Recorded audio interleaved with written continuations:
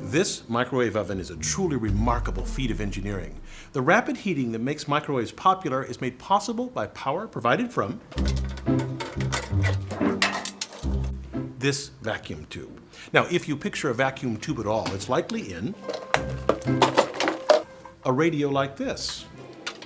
Inevitably, tiny transistors and microchips replace clunky vacuum tubes, but it's too soon to relegate them to the museum. Microchips can't easily replace tubes for producing power, for example, in heating food.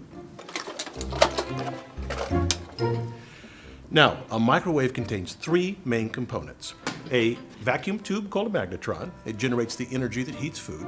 A waveguide hidden in the wall to direct that energy to the food, and a chamber to hold the food and safely contain the microwave radiation.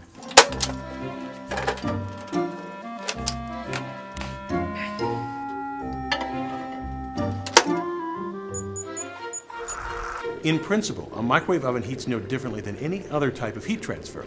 At a molecular level, heat is a transfer of energy that results in increased motion of the molecules in a substance.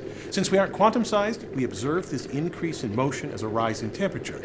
In a traditional oven or stove, we heat food by placing a pan on a burner or in the oven where the walls radiate heat, which cooks the outside of the food. The insides cook when heat transfers from the surface of the food to its interior. In contrast, energy from the magnetron penetrates into the food, which means the whole mass of the food can be cooked simultaneously. How does it do this? Well, our food is filled with water, which is positively charged at one end and negative at the other.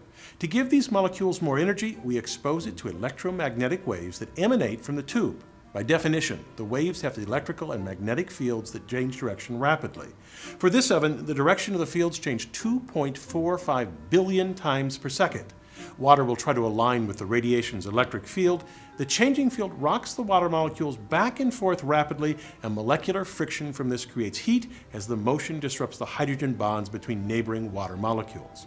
Now, you can get an idea of the wavelength of the energy emitted from the magnetron using cheese.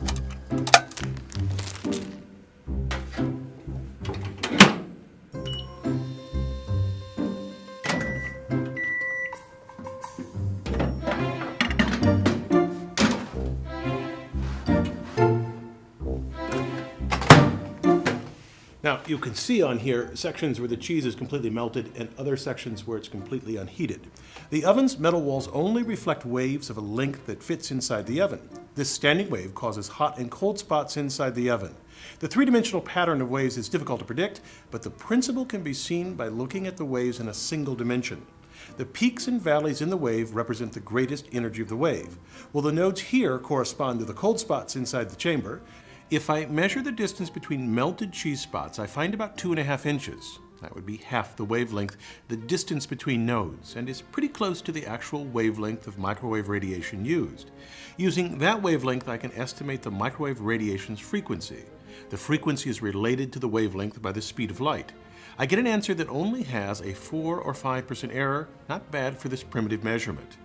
Now, the real engineering in the microwave oven lies in creating the magnetron that generates high-powered radio waves. It's truly an amazing and revolutionary device. The vacuum tube is inside here. These are cooling fins, thin pieces of metal that dissipate the heat as the magnetron operates. The key parts are these two magnets and the vacuum tube. Now, I have another one so you can see the inside. You apply a large voltage across both the inner filament and the circular copper outside. This voltage boils electrons off the center filament and they fly toward the circular copper section. The filament is made from tungsten and thorium. Tungsten because it can withstand high temperatures, and thorium because it's a good source of electrons. The magnets bend these electrons so that they swing back toward the center filament. We adjust the magnetic strength so that the now orbiting electrons just brush past the opening of these cavities. Like blowing over a half-filled pop bottle to make it whistle, this creates an oscillating wave, the microwave radiation that heats food. It's simply astonishing that these cavities can be made with high precision, low cost, and incredibly high reliability. I'm Bill Hammack, the Engineer Guy. This video is based on a chapter in the book, 8 Amazing Engineering Stories. The chapter features more information about this subject. Learn more about the book at the address below.